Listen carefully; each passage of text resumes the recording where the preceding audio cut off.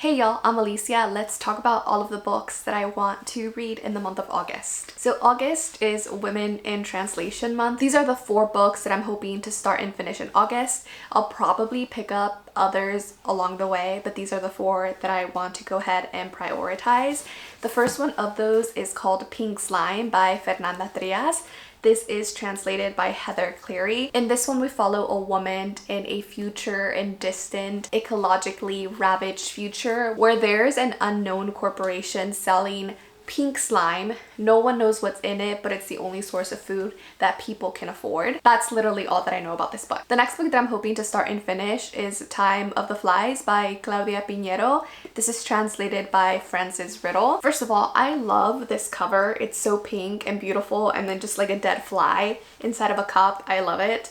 It's also a lot bigger than I was expecting it to be. It's a chunky novel. So in this one, we're following 2 friends who start a business together called FFF, or Females, Fumigation and Flies, which is dedicated to pest control and private investigation for women by women. And this is all going well until there's a client of theirs who wants help, her husband's lover. So really interesting premise. I'm excited to see how this one goes. The next book on this list was actually part of my July TBR. There is a book club that I follow called Coffee and Cuentos. I'll leave all the details in the description.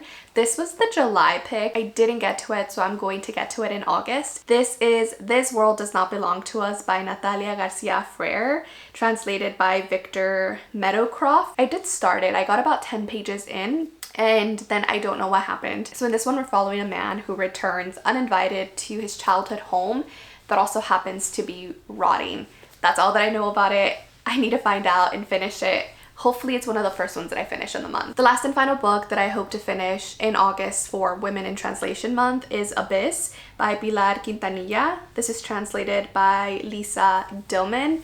Now, I've read The Bitch by this author in the past, and I quite enjoyed it, so I'm interested in this one.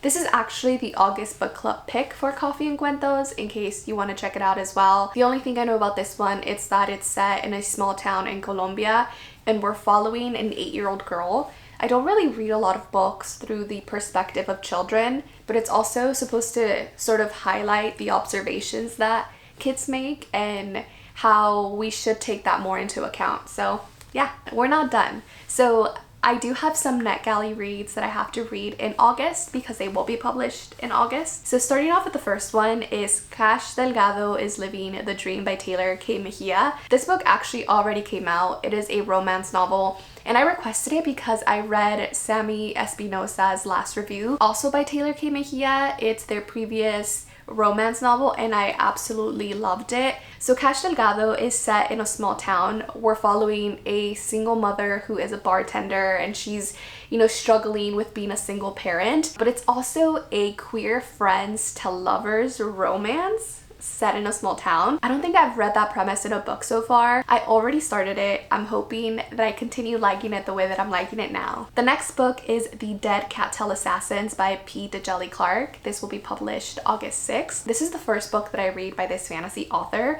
and so far it's really unique in its premise. So we're following these undead assassins, and when they become undead assassins, their memories are wiped. So they're not supposed to have any memories. They're not supposed to be able to recognize people. Essentially, their entire past life is erased from their memory. So we're following one particular undead assassin who happens to have a memory during one of their jobs.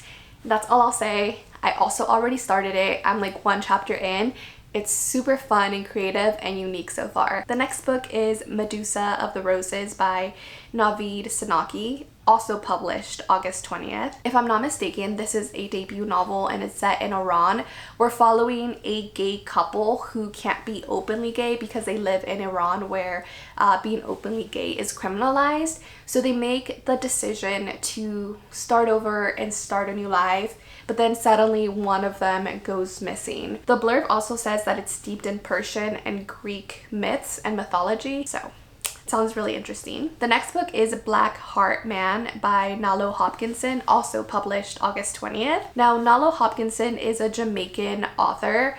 She's a really prolific historical fiction author. I believe this is her first time writing fantasy, so that will be exciting to see. I know very little about this book. I know that it's set in a magical island, and I know that it's inspired by Caribbean folklore and stories. Super excited to dive in. The next book is The Volcano Daughters by Gina Maria Balibrera, also published August 20th. And this is a debut book about two Salvadorian indigenous sisters who keep being separated and then finding their way back to each other several times throughout their lifetime. I personally love books that span decades and years, and I also love stories about sisters and sisterhood, so I feel like this is going to be right up my alley. The next book is She Who Knows by Nnedi Okorafor, also published August 20th. Now this is a mix of science fiction fantasy, and it's actually a prequel to another series by Nnedi Okorafor that begins with Who Fears Death, and it actually gives a backstory of one of those characters. Now I haven't read Who Fears Death, so hopefully I don't need to read that book before diving into this one. The last and final Netgalley arc that I have to read this month is There Are Rivers in the Sky by Elif Shafak. This is the author of The Island of Missing Trees, which I have not read. This will be my first book by this author. This is another one of those books that I think is going to span decades because we follow three completely different strangers living in different time periods. One of them lives in 1840, the other one in 2014, and then the last one in 2018. And they live in either London and Turkey, and they're connected by rivers. That's all that I know about this book, but it sounds really intriguing. I know those were already a lot of books, but I do have some library holds that might come in, so I thought I'd mention them. The first one of those is Hombrecito by Santiago Jose Sanchez. All I know about this is that it's a queer novel by a Latinx author. Then I also borrowed I'll Give You a Reason by Annell Lopez, another Latinx author. This is a collection of short stories. I've been trying to read more short stories this year, little by little.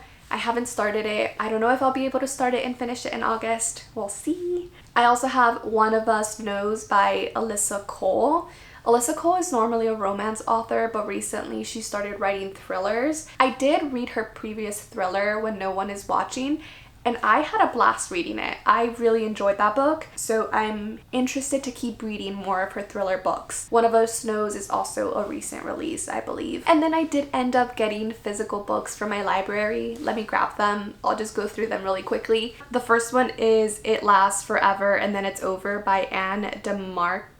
I have no idea what this is about. I've just lately been obsessed with crows, and it has a crow on the cover, and that's the only reason that I picked this up. It's also really short, so I think this is one that I'll be able to finish. And Jeff Vandermeer blurbed it. It's sad, shocking, funny, prophetic, visceral, and deeply human. That's all I need to know. That's all I need to know. Like I mentioned, I've been trying to read more short stories this year, so I picked up Drinking from Graveyard Wells Stories by Yvette Lisa Novlu. She is a Zimbabwean author. I have no idea what these stories are about. It has a pretty cover. I like pretty covers, and I've been wanting to read more short story collections, so I picked it up. This next one I picked up because I've heard a couple people talking about it. It's normally not within my wheelhouse, but it sounds really interesting, and that's Headshot by Rita Bullwinkle. I think this is about boxing. Excited to read this one. And then the last one is called The Funeral Crier by Wenyang Liu. This is by a Chinese author. I believe it is set in China. I recently went through a death in my family, so I've been seeking books out that talk about grief or funerals and just seeing how different cultures sort of go through that process. I've found it to be a really interesting topic as of late, and also something that really hits home. So yeah, I thought I'd pick this one up to see what I think about it. So those are all of the books that I'm hoping to get to in August. Let me know down below what you're most excited to read in August. Thanks for watching. Bye.